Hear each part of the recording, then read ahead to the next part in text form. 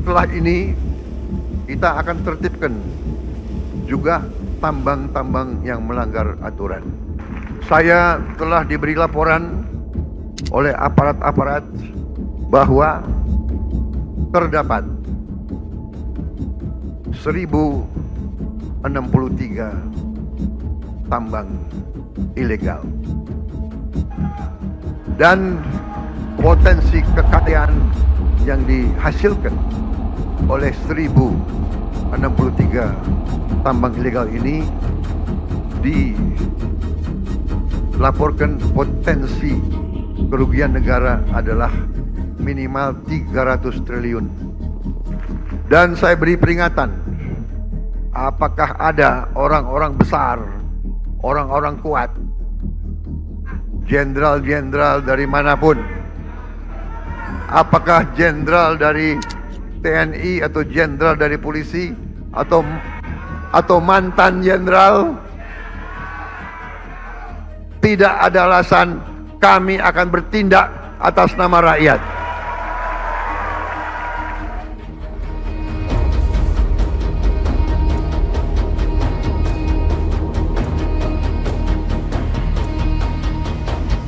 Nah, ini sebenarnya dulu tempat pemandian masyarakat kita. Nah, setelah ada penambangan, jadinya seperti ini. Airnya berubah warna, keruh semua.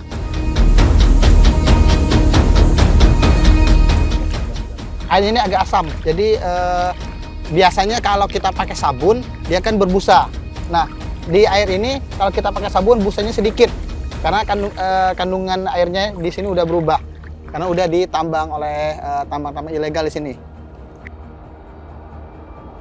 Ini sangat penting. Jadi yang terjadi sekarang ini, kalau ini terus berjalan, nggak bisa dihentikan, illegal mining di Pulau Belitung yang kecil ini. Pulau ini tenggelam.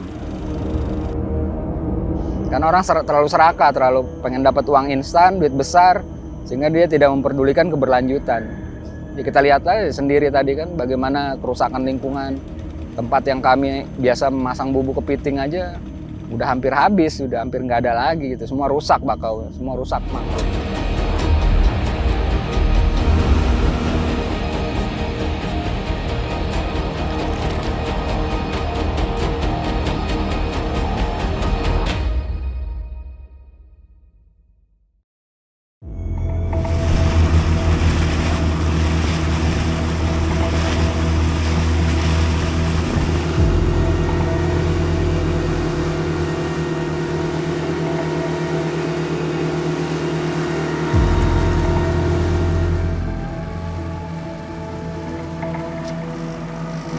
Ya udah banyak yang mati kan mangrove.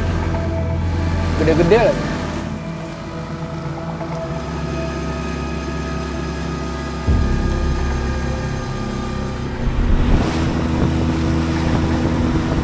Ya kerusakannya tentunya sangat parah ya. Ini bisa kita lihat tadi pohon-pohon semua tumbang di pantai.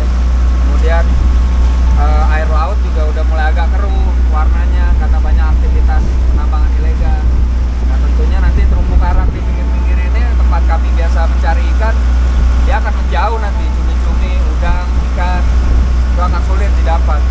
Tentunya akan berkurang hasil tangkap di pinggir.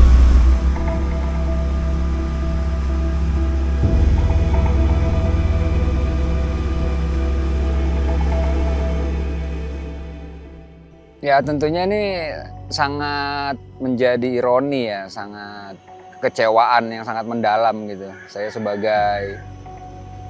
sebagai orang yang memang berjibaku di laut maupun sungai karena saya adalah seorang nelayan, ini sangat berdampak dengan terjadinya aktivitas illegal mining yang sejak tahun 2016 ini udah masif di daerah aliran sungai, di kawasan hutan lindung, di mangrove, bahkan sekarang sudah menjalar ke pesisir pantai dan laut.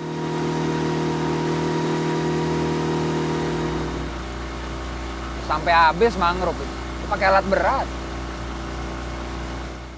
Ya kalau ya saya beberapa kali ikut bareng-bareng menertibkan kegiatan illegal mining.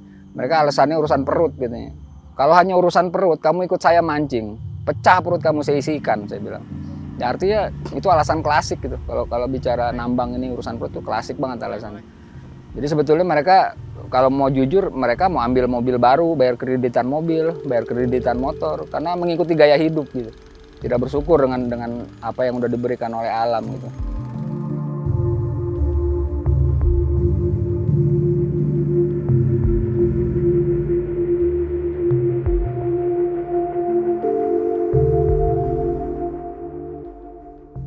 Mudah mendapatkan uang lah. Kalau di pertambangan nih, kita sama-sama tahu bahwa setiap pertambang itu mudah dapat duitnya, cepat cair kalau kata orang sini kan nyebutnya. Kalau berkebun kan kita butuh berapa bulan nih baru bisa panen. Kita ke laut juga dengan risiko tinggi, kayak cuaca sekarang yang kurang bersahabat. Maka mereka lebih memilih menambang walaupun dengan segala risiko yang ada. Bahkan mereka ada yang mengeluarkan statement begini, daripada saya mati hari ini lebih baik saya mati besok. Kan gitu konsep mereka. Oh iya. Karena sebenarnya masyarakat di sini banyaknya awalnya itu cuma nelayan sebenarnya. Nelayan. Dan yang nambang itu biasanya memang dari luar. Pertama mereka mengiming-imingkan, kami masuk nih, kami nambang. Nanti kami kasih kompensasi lah ke masyarakat. Sedangkan masyarakat ini kan kurang diedukasi.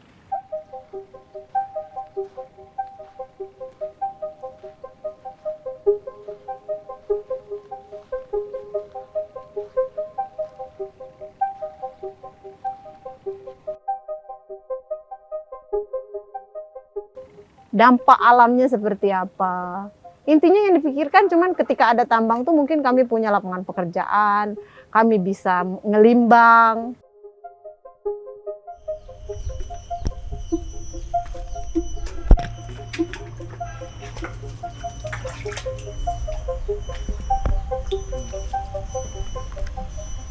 Nah, ini bisa dilihat airnya berminyak dan warnanya keruh, agak kuning.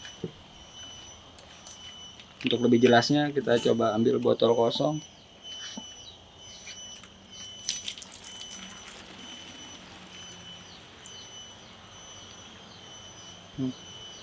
Seperti inilah warna air dari sumur kami, yang airnya udah nggak bisa kami pakai lagi. Karena untuk dipakai nyuci pakaian juga ini kuning jadinya, warna pakaian yang putih atau warna-warna terang jadi kuning dia, kayak berkarat. Untuk kebutuhan air aja sebulan itu 150.000. 150.000 untuk kebutuhan air bersih itu hanya untuk kita minum sama masak. Jadi kalau untuk mandi ya mau nggak mau kita pakai sumur tetangga yang sedikit agak mendingan lah dari ini warnanya.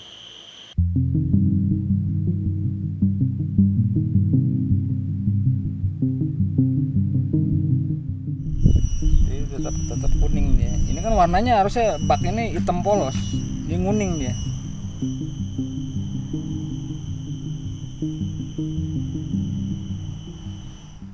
Ya air ini udah nggak bisa dipakai masyarakat. Ya saya bisa katakan masyarakat Sepulau Belitung ini kalau nggak beli air galon, air minum itu nggak bisa. Dia nggak dapetin air bersih dari sungai, dari sumur gitu, udah nggak bisa. Airnya udah tercemar dengan mungkin kadar logam, pirit kalau orang sih bilang kan. Bahkan bisa dilihat ini gigi saya udah habis mah. Karena memang airnya jahat di sini, ngandung logam gitu.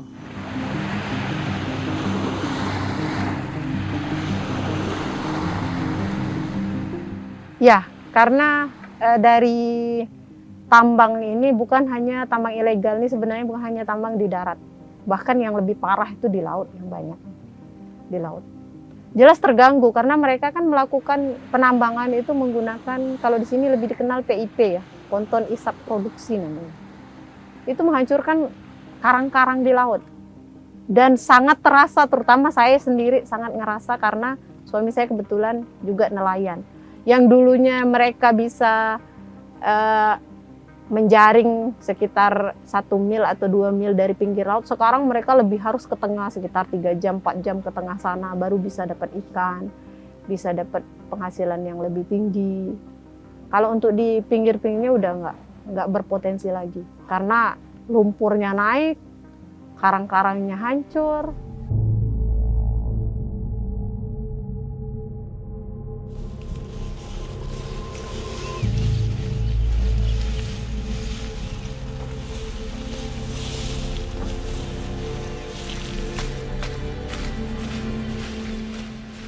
Kalau untuk kerusakan lingkungan ya saya cuma lihatnya karena itu kan hutan ya. Ya mungkin karena dampak dari galian lubang itu ya mungkin ada kayak kalau misalnya kita di bawah kayu berarti kayu itu kan terancam untuk apa namanya ya terus pokoknya di sekeliling lubang itu karena ada galian ya terdampak karena itu memang di saat datangnya air hujan ya bisa menjadikan longsor.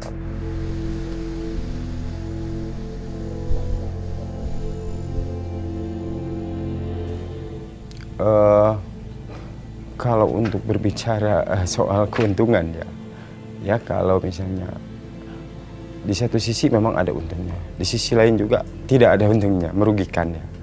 Jadi sebenarnya gimana ya kalau menimbang ya banyaknya sih kerugiannya karena lingkungan itu tercemari.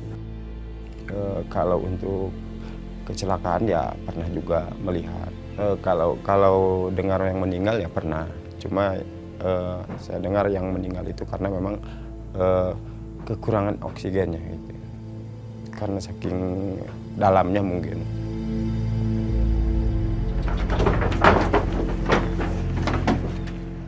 Kalau untuk penyesalan ya pasti ada, Pak. Karena kenapa saya tidak dari dulu melakukan proposisi yang sekarang gitu. Dan karena memang apa ya itu tadi namanya juga namanya materi lah, nggak ada cukupnya. Ternyata yang saya rasakan manfaat dan gunanya, Pak, gitu. Bukan menghitung materinya sekarang gitu, tapi manfaatnya. Tapi saya harus mengatakan bahwa siapapun yang melanggar terkait dengan tambang ilegal ataupun menambang di luar wilayah yang ada izinnya seperti BPKH ataupun menambang di areal yang ada nikelnya atau ada tambangnya tapi tidak ada izinnya, tetap akan diproses secara hukum. Arahan Bapak Presiden kepada kami sebagai Satgas dan sebagai Menteri SDM adalah tegakkan aturan. Jangan pandang bulu, karena nggak boleh negara kalah dari apa yang terjadi yang kurang pas dan atau melanggar hukum.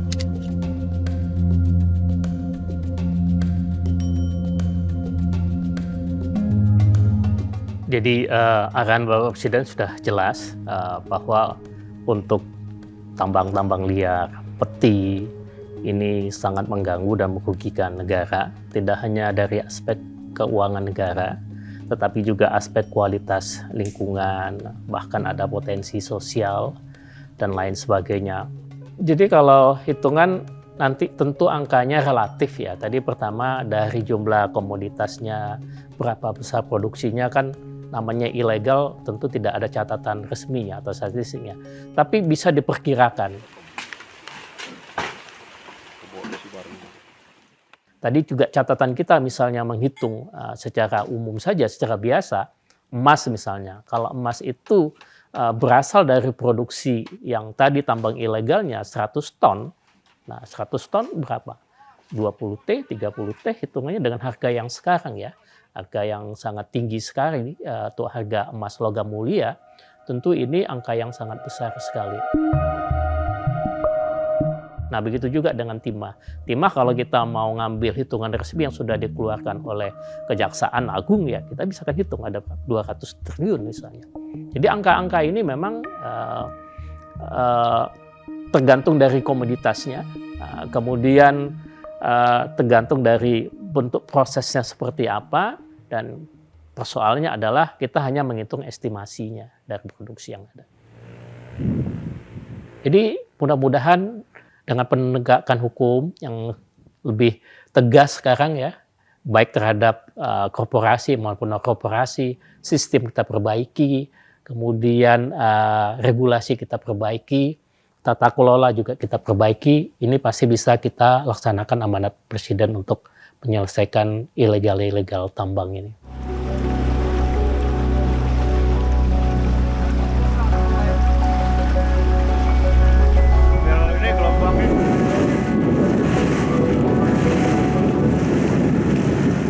menjadi dilema, bahkan menjadi suatu kekesalan gitu bagi saya.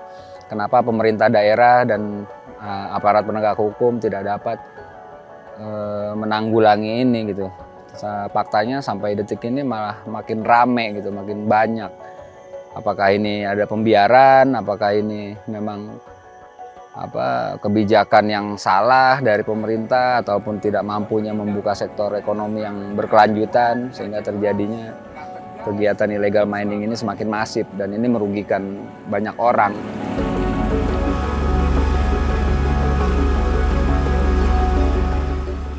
Jadi kalaupun memang undang-undang dan peraturan itu harus dibuat, anggap hukuman misalkan, konsekuensi hukumannya kita bikin 2 kali lipat.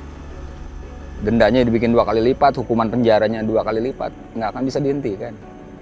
Karena memang manusia itu nafsu lebih besar. Akal kadang-kadang tertutup oleh nafsu, oleh ambisi, keserakahan manusia.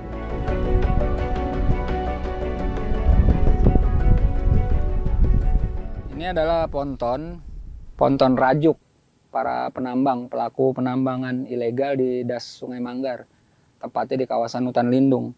Nah, barang ini kan ngapung nih, dia bisa jalan-jalan, dia bisa pindah-pindah. Jadi kadang-kadang saat ada razia gabungan, barang ini nggak ada di hutan lindung, karena pastinya dikondisikan oleh oknum tertentu menyampaikan bahwa akan ada razia gabungan, sehingga barang ini bisa geser ke kawasan lain di luar hutan lindung.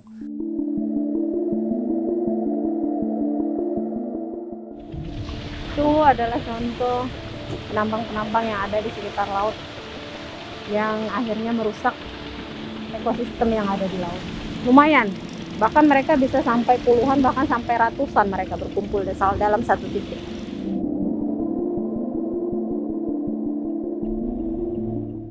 Hanya kerusakan.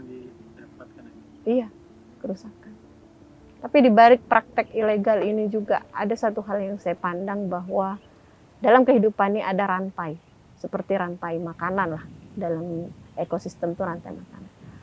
Pekerjaan ilegal ini tidak mungkin bisa tumbuh dengan subur kalau tidak ada kolektor di balik itu. Jadi saya pernah berdiri di sana, menangis, meneteskan air mata sebenarnya. Karena apa? Sedih. Di satu sisi saya ingin menyelamatkan wilayah saya dari kerusakan alam. Tapi di sisi lain, adanya iming-iming dari pengusaha-pengusaha besar untuk masyarakat kami secara ekonomi. Juga saya nggak bisa melarang masyarakat, karena saya sendiri nggak bisa ngasih ke masyarakat. Gitu. Kita mau melarang mereka ikut pertambangan ilegal tuh, nggak bisa, karena kita nggak bisa ngasih ke dia.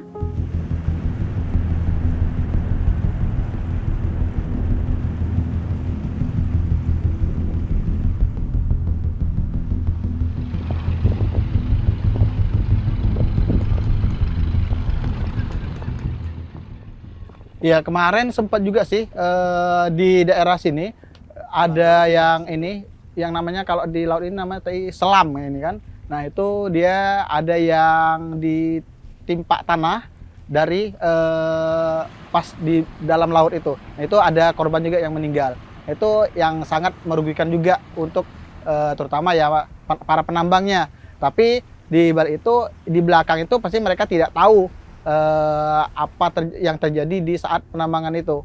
Ya, kalau masalah K3-nya ya otomatis mereka pasti tidak tidak menghiraukan, tidak mengikuti apa sesuai dengan SOP-nya. Oh, ini penambangannya harus jarak sekian atau menggunakan alat pengaman bagaimana. Nah, itu selama saya lihat untuk penambang ilegal sini tidak pernah memikirkan itu.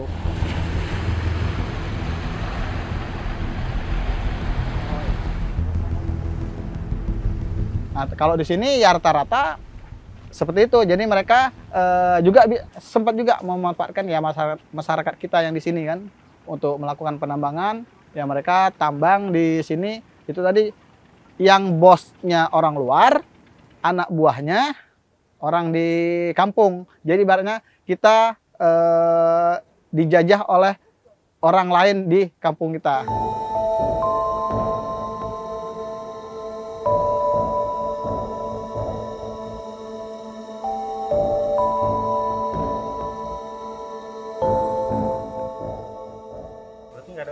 semacam kontrak itu? Nggak ada.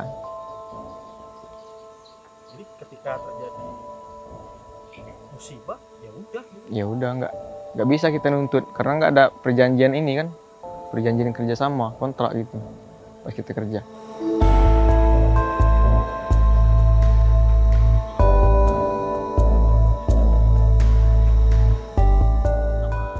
Oh kalau di tambang itu mas, di peti itu debunya kan luar biasa itu mas, debu batu bara itu. Masker kan nggak ada kita kan kalau kerja di peti kan. Kalau di perusahaan resmi kan adalah helm dikasih, APD kan, segala macam kan. Kalau di peti,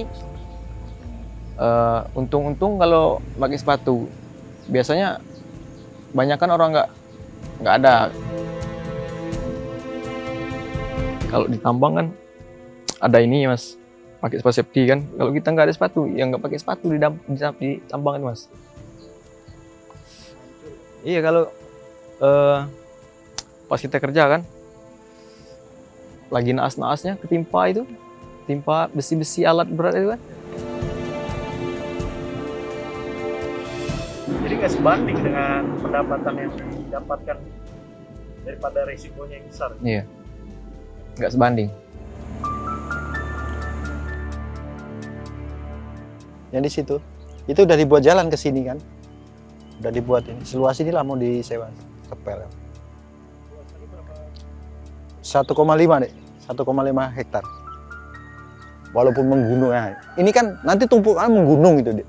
Jadi otomatis ada angin ke sini, debu pasti ke lingkungan masyarakat. Memang dulu pernah disewa oleh salah satu penambang batu bara ya, ilegal ya, sebesar 35 juta per bulan. Dan itu sudah berjalan di 2 bulan. 2 bulan tuh untuk bulan ketiganya Bapak sudah nggak lagi, Bapak udah menolak karena Bapak takut dengan dampaknya ke depannya, dampak lingkungannya, debu, dan untuk hal yang seperti itu yang melanggar ada unsur pidananya, Bapak takut ke situ. Oh, luar biasa dampaknya itu. Debunya jelas kalau masuk ke paru-paru kan jelas jadi penyakit gitu. Jadi Bapak berpikir ke situ ya. Dan kalaupun itu sampai sekarang mungkin sudah berjalan, ya mungkin lingkungan sekitar sini dampaknya luar biasa. Dampak debu dan lain sebagainya lah. Makanya Bapak beralih ke dunia pertanian supaya lebih aman dan hal pekerja yang bisa diwariskan ke anak cucu kita tadi.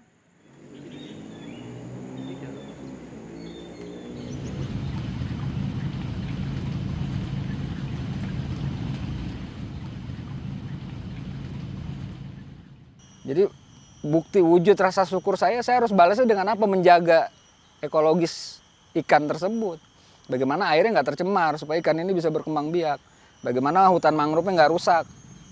Ini kan semua berkesinambungan. Alam tuh nggak butuh manusia, manusia yang butuh alam.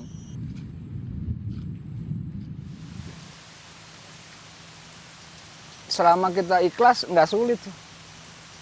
Karena saya berjihad sama bumi gitu. Saya merasa ya saya sampai detik ini, sampai mati saya akan terus bersuara gitu. Saya akan terus menyampaikan bahwa ini nggak baik, ini nggak boleh, ini tolong ditindak.